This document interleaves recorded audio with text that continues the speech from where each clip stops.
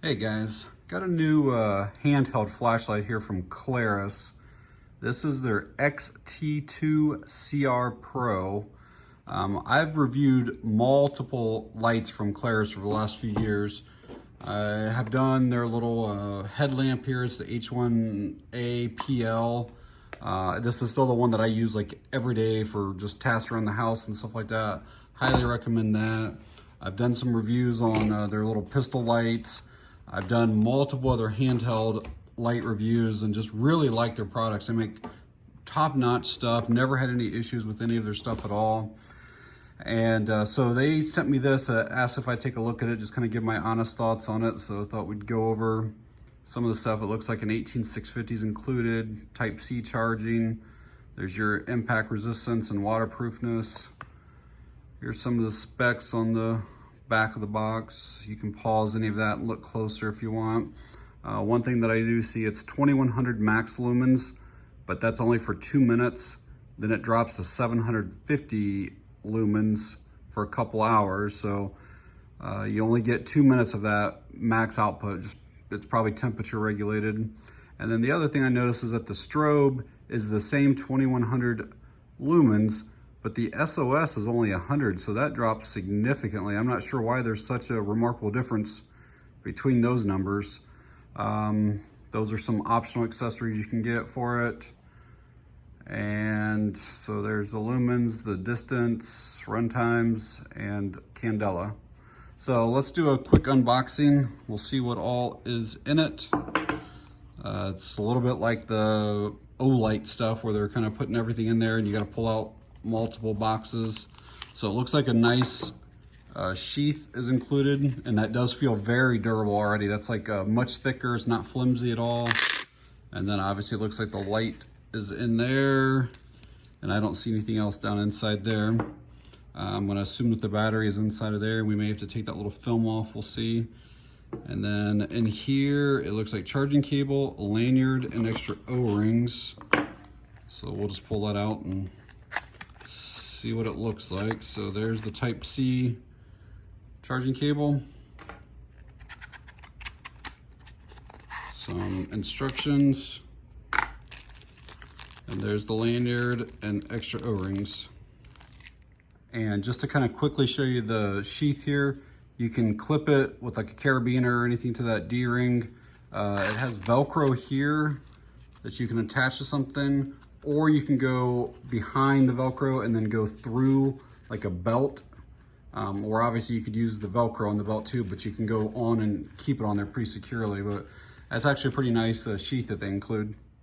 So first impressions right out of the box, like holding onto the light, like you honestly won't find another manufacturer that makes higher quality stuff. All their components are always top notch. Like I don't ever find any flaws with like the material and the craftsmanship. Everything is just so nice on these.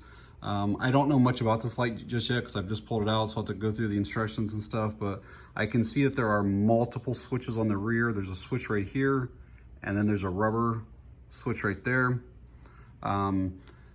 Included pocket clip, which is removable, and it looks like you cannot reverse it. It only goes to that spot right there. So when it is in your pocket, you do have that much of the light sticking up, which a lot of people prefer that with a flashlight because it makes it easier to grab onto and pull it out of your pocket. I still do prefer a little bit deeper carry myself.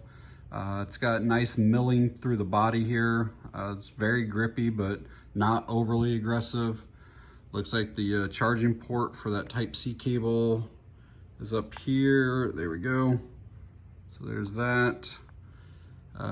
It's got a slightly, it's a crenulated bezel. Not necessarily a strike bezel. It's more so when it's on, and I'll show it to you later, that you can see that the light's on. Got a textured or orange peel reflector. There's the LED down in there.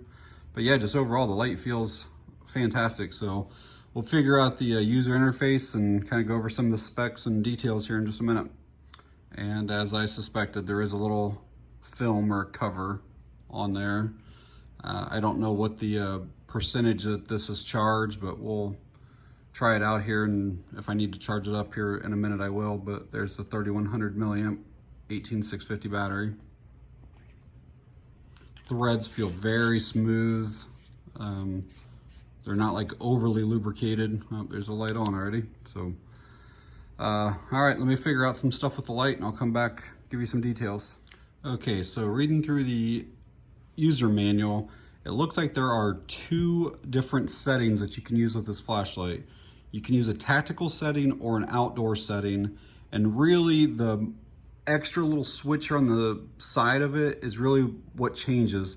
So you can have a strobe feature in the tactical, or you can have a low setting in the outdoor.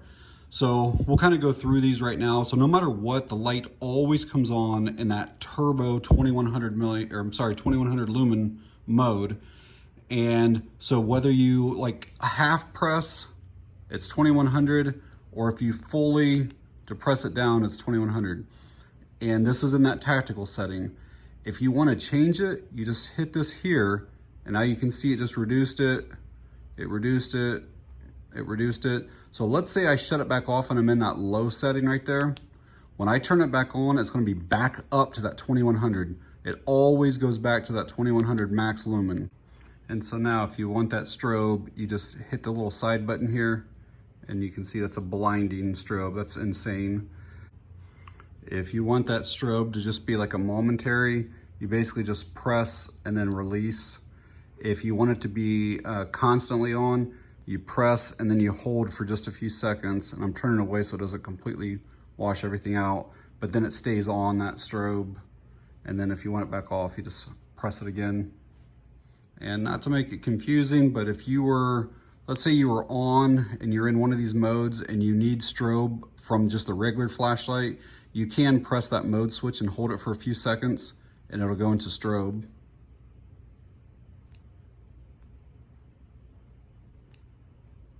So that's a nice feature. So to switch this from that tactical setting to the outdoor setting, it looks like we're gonna hold the mode switch for 5 seconds. So it's gonna strobe, so I'm gonna kind of point it away here. And then after 5 seconds, you basically just press the top button and then release it. Now, that should have changed it to the outdoor setting.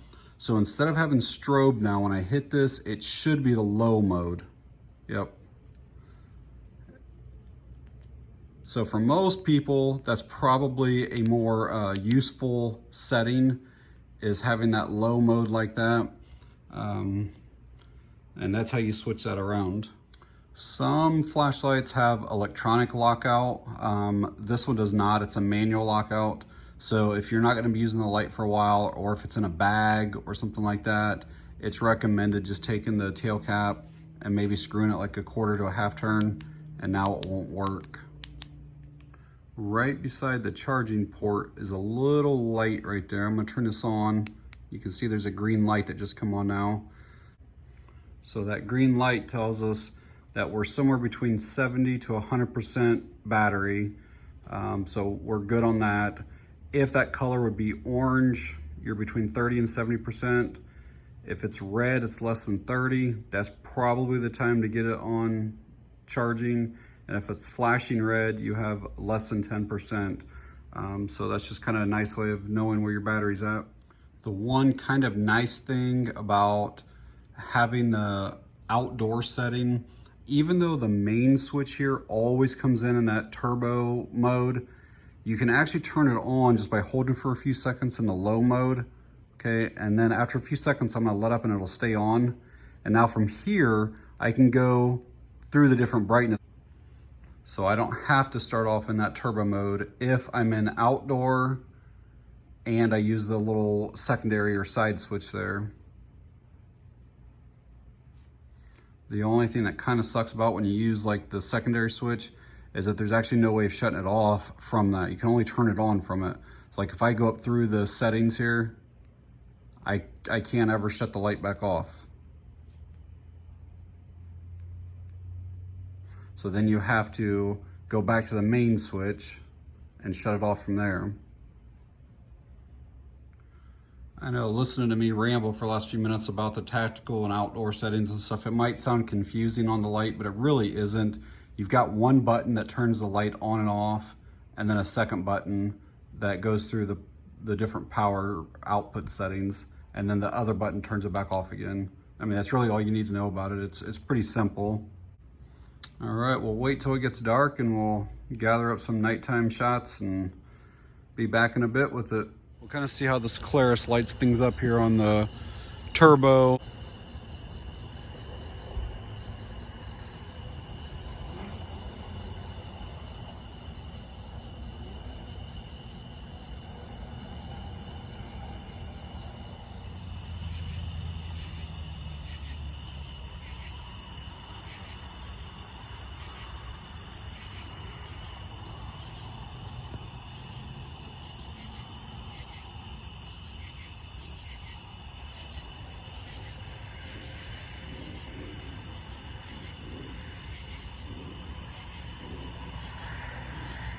I don't know how well the strobe will show up on camera, but we'll try it out here.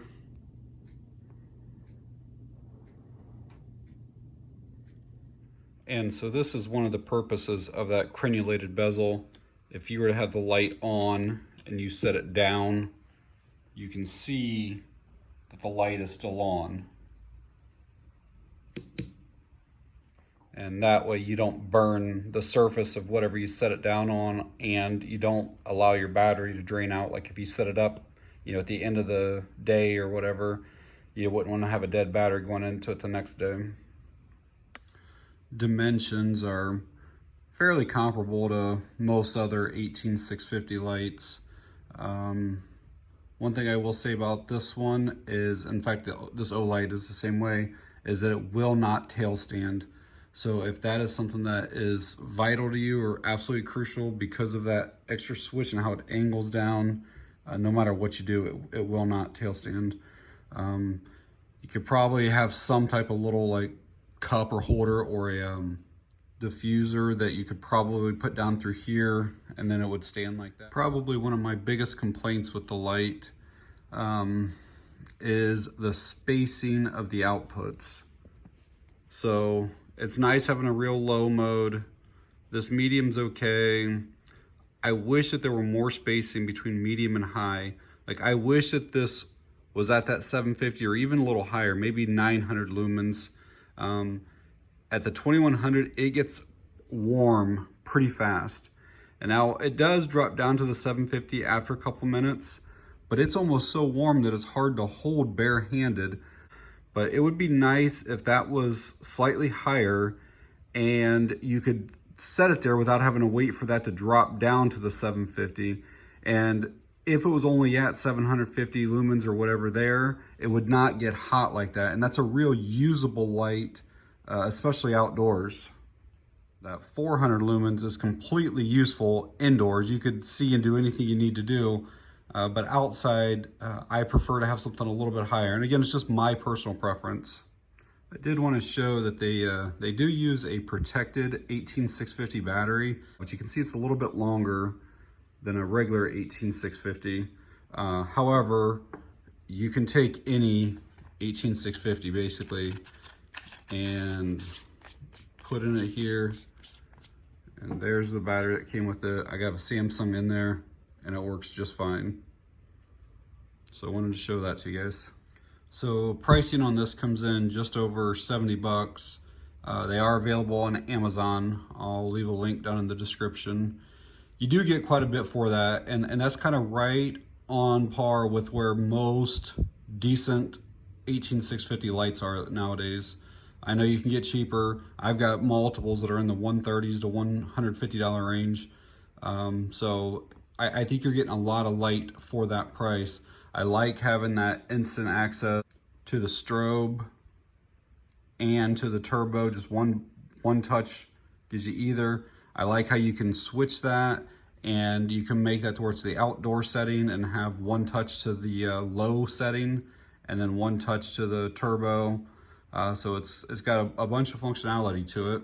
You know, the 18650s are still small enough that you can pocket carry them, not too big. Like some of the 21700s and stuff start getting to the point where they're kind of heavy, and the diameter is a little bit bigger, so you really feel it in your pocket. But lots of practical uses, and the 18650 is you know, they're quality cells that can last a long time. I mean, you could probably go weeks between charges of this.